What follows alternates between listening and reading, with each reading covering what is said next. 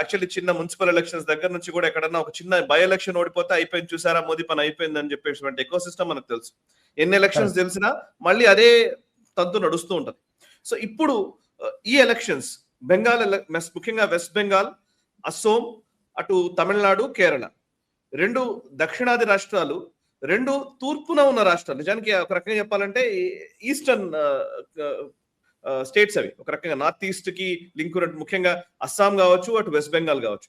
బంగ్లాదేశీ చొరబాటుదారుల వాళ్ళకు సంబంధించినటువంటి వ్యవహారం ఒకవైపు ఉంటే, ఇంకోవైపు ఇందులో ఈ 4 రాష్ట్రాల్లో లెక్క వేస్తే కూడా ఒకటి కమ్యూనిస్ట్ రాష్ట్రం, ఏకైక రాష్ట్రం, కమ్యూనిస్టు పరిపాలిస్తున్నటువంటి ఏకైక రాష్ట్రము. అండ్ తృణమూల్ కాంగ్రెస్ ఒకవైపు అధికారంలో ఉంది. ఈ రెండు కొరకరాని కొయ్యలే. అటు తమిళనాడులో డిఎంకే ఉంది. ఈ 3 రాష్ట్రాల్లో ఇప్పటి వరకు బీజేపీ అధికారంలోకి రాలేదు.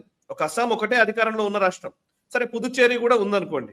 బట్ ఈ 3 అధికారంలో ఇప్పటి వరకు లేని రాష్ట్రాలు బీజేపీకి సంబంధించి వాళ్ళ ఎజెండా అకంప్లిష్ అవుతుంది అని అంటే కనుక ఈ 3 రాష్ట్రాలు గెలిస్తే అయినట్టు. ఇంతకుముందు వెస్ట్ బెంగాల్ ఎలక్షన్స్ టైంలో అనుకుంటాను అమిత్ షా గారు ఒకసారి అన్నారు, మేము అనుకున్న లక్ష్యం ఎప్పుడు నెరవేరుతుంది అని అంటే కేరళ, ఒడిశా, తమిళనాడు, బెంగాల్, ఈ 4 చెప్పారు ఆయన. నాకు బాగా గుర్తున్నది. సో ఈ 4 రాష్ట్రాలు మేము అధికారంలోకి వచ్చిన రోజు మేము అనుకున్న జాతీయవాదాన్ని నెలకొల్పినట్టు అనేది ఆయన భావన. అందులో ఒడిశా అయిపోయింది. సో వెస్ట్ బెంగాల్, తమిళనాడు, కేరళ ఉన్నాయి. Correct. So what you say? ఇప్పుడు మీరు ఏమంటారు? ఈసారి వెస్ట్ బెంగాల్ ఏమైనా అవకాశం ఉందా? ఓవరాల్ గా మాట్లాడదాం, మనం ఇండివిజువల్ గా. సాయి గారు, వెస్ట్ బెంగాల్ లో మొన్న జరిగిన ఒక ఒపీనియన్ పోల్ లో వచ్చింది. ఏబీపీ ఆనంద బజార్ పత్రిక వాళ్ళ ఒపీనియన్ పోల్. ఆనంద బజార్ పత్రిక ఒక anti Modi news channel, anti Modi newspaper. Ananda Bazar Patrika వాళ్ళు చేసిన ఒక ఒపీనియన్ పోల్లో నెక్ టు నెక్ రేస్ చూపిస్తుంది సాయి గారు వీళ్ళిద్దరు నడుమిట్లో.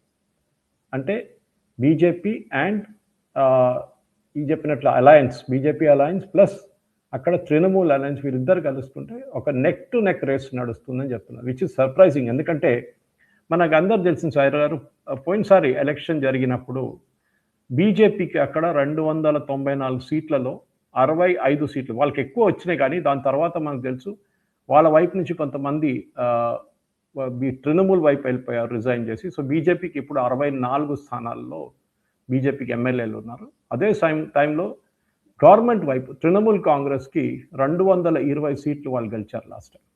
225, యాక్చువల్లీ 215 ఉండే, కానీ 5 మంది బీజేపీ నుంచి వాళ్ళ వైపు వెళ్ళిపోయిన తర్వాత మళ్ళీ బై ఎలక్షన్లో మళ్ళీ వాళ్ళు గెలిచారు. సో మీరు చూసుకుంటే ఒక మెజారిటీ కావాలంటే తృణమూల్ కాంగ్రెస్ సంపాదించుకోవచ్చు, వాళ్ళు చేస్తారు కూడా, దాని మనందరూ తెలిసిందే సాయి గారు.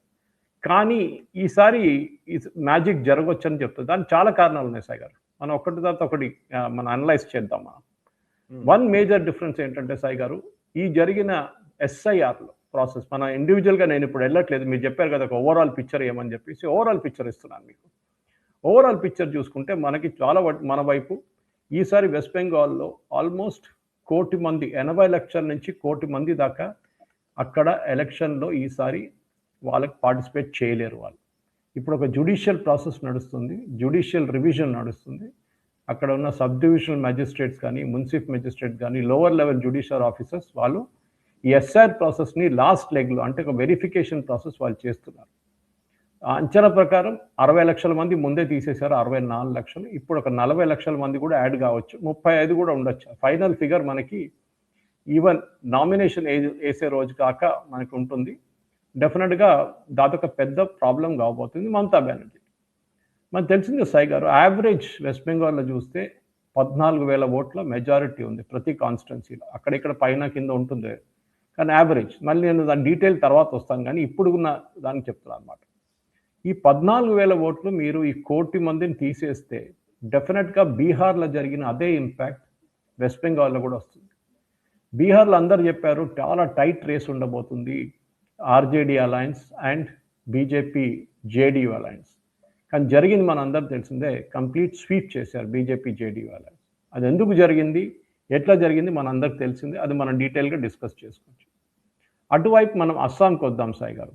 అస్సాంలో ఈసారి బీజేపీ 100% గెలుస్తుంది అంటే డౌట్ లేదు. దానికి కారణాలు చాలా ఉన్నాయి. ఒకటి మెయిన్ రీజన్ మనం చూస్తే బీజేపీ వైపు వాళ్ళు కాంగ్రెస్ వైపు నుంచి ఉన్న చాలామంది లీడర్స్ని అట్రాక్ట్ చేసుకున్నారు. అక్కడ పీసీసీ చీఫ్ రిజైన్ చేశారు, బీజేపీలో చేరారు. నిన్న ఒక ఎంపీ రిజైన్ చేసి బీజేపీలో చేరారు. ఇట్లా చాలామంది బీజేపీ వైపు వస్తున్నారు. అక్కడ ప్రాబ్లం ఏంటంటే మనందరికి తెలిసిందే, గౌరవ్ గొగోయ్ వచ్చిన తర్వాత ఆయన అందరిని ఇగ్నోర్ చేస్తున్నాడు. ఆయన రాజీవ్ గాంధీ వాళ్ళ నాన్నగారు ఉన్నప్పుడు రాజీవ్ గాంధీ దగ్గర ఎట్లా ఇన్ఫ్లుయెన్స్ ఉందో, ఇందిరాగాంధీ దగ్గర ముందు, దాని తర్వాత మన్మోహన్ సింగ్ టైంలో ఉన్న ఇన్ఫ్లుయెన్స్, వాళ్ళ నాన్నగారికి ఉన్న అదే ఇన్ఫ్లుయెన్స్ గౌరవ్ గొగోయ్ ఇప్పుడున్న రూలింగ్ ఫ్యామిలీతో సంపాదించుకుంటున్నారు. అది వీళ్ళకి ఇష్టపడలేదు. దానికోసం వీళ్ళందరూ రాజీనామా చేశారు. సో మనం చూసింది కేరళ, వెస్ట్ బెంగాల్, అస్సాం, సాయి గారు.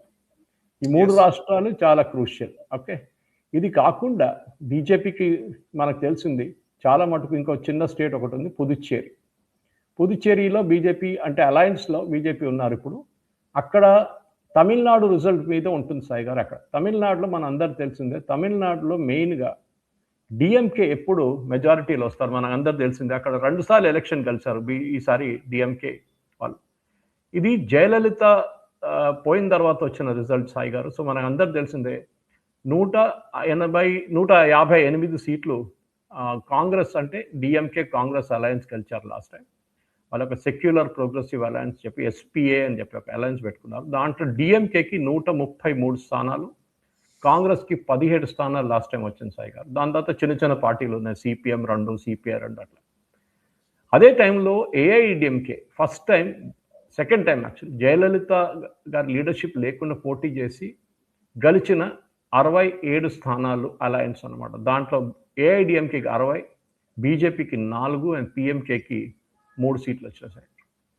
ఈసారి ఒక మేజర్ డిఫరెన్స్ ఒకటి, అక్కడ కూడా ఎస్ఐఆర్ జరిగింది సార్. అక్కడ కూడా ఆల్మోస్ట్ 1 కోటి మందిని తీసేశారు రోల్స్ నుంచి. అది పెద్ద ఒక డిఫరెన్స్ కాబోతుంది. అది కాకుండా ఒకటి EPS and OPS, Palaniswami versus paneer Selvam, ఒక చిన్న పొలిటికల్ డిఫరెన్సెస్ ఉండే. దాని తర్వాత పన్నీర్ సెల్వం గారు ఇప్పుడు డిఎంకే అలయన్స్ చేరారు. ఆయన కొడుకుకి బహుశా టికెట్ ఇవ్వచ్చు. నిన్న డిస్కషన్ కూడా దాని గురించి జరిగింది డిఎంకేతో. అదే టైంలో ఏఐడిఎంకేలో పన్నీర్ సెల్వం గారు వెళ్ళిపోయిన తర్వాత ఈపీఎస్ పళనిస్వామి పట్టు టోటల్ సాయి గారు. ఓకే, పట్టు కంప్లీట్ పట్టు ఆయన దగ్గర. సో ఆయన డిసైడ్ చేస్తున్నారు ఎవరు గెలుస్తారు, ఎవరు గెలవచ్చు లేదు అని చెప్పి టికెట్లు ఇష్యూ ఆయనే చేస్తున్నారు. బీజేపీకి కొంచెం డిఫరెన్స్ ఆఫ్ ఒపీనియన్ ఉంది అక్కడ, వాళ్ళకి కొంచెం ఎక్కువ సీట్లు కావాలని ఉంది. కానీ ఏం వస్తే తీసుకోవాల్సి వస్తుంది, ఎందుకంటే ఎక్కువ ఛాన్సెస్ బీజేపీకి ఒంటరిగా పోటీ చేస్తే బీజేపీకి ఏం రాదు. కానీ అన్నికంటే ఇంట్రెస్టింగ్, మనం అఫ్కోర్స్ డీటెయిల్గా డిస్కస్ చేసుకోవచ్చు, ఈజ్ మన యాక్టర్ విజయ్ టీవీకే. వాళ్ళు టీవీకే అలయన్స్లో వెళ్ళకపోతే వాళ్ళకి 2 సీట్ల నుంచి 4 సీట్లు వస్తుందని చెప్పి ఒపీనియన్ పోల్స్ చెప్తున్నారు. ఇది కరెక్టే, ఎందుకంటే కొత్తగా పార్టీ పెట్టినప్పుడు మీ దగ్గర కాడర్ ఉండదు, మీ దగ్గర బూత్లో కూర్చోడానికి మనుషులు ఉండరు. ఇది మనం ఆంధ్ర వైపు చూసాం సాయి గారు. పవన్ కళ్యాణ్ గారు ఫస్ట్ టైం ఎలక్షన్ పోటీ చేసినప్పుడు పవన్ కళ్యాణ్ గారి కోసం ఆ టైంలో క్యాంపెయిన్ చేయడానికి ఎవరు లేకుండే, మనకందరూ తెలిసింది. అది ఎందుకు, ఏం జరిగింది అనేది చాలా మటుకు క్లారిటీ ఉంది మనకి. పవన్ కళ్యాణ్ గారికి బూత్లో కూర్చోడానికి తర్వాత ఒక కార్డర్ బిల్డప్ చేయడానికి మళ్ళీ 5 సంవత్సరాలు వెయిట్ చేయాల్సి వచ్చింది. కోర్స్ చంద్రబాబు నాయుడు గారి హెల్ప్ కూడా ఉండే. దాంతోపాటు ఆయన ఇప్పుడు 100% స్ట్రైక్ రేట్తో ఎలక్షన్ గెలిచారు ఈసారి, మనకు తెలుసు. ఇప్పుడు ఉప ముఖ్యమంత్రిగా ఉన్నారు ఆంధ్రప్రదేశ్. విజయ్ కూడా ఇదే ప్రాబ్లం రాబోతుంది సాయి గారు. ఆయనకు పొలిటికల్ ఎక్స్పీరియన్స్ లేదు. ఒక ఫిలిం స్టార్ని చూడడానికి 3 లక్షల మందో 4 లక్షల మంది కూడా రావచ్చు.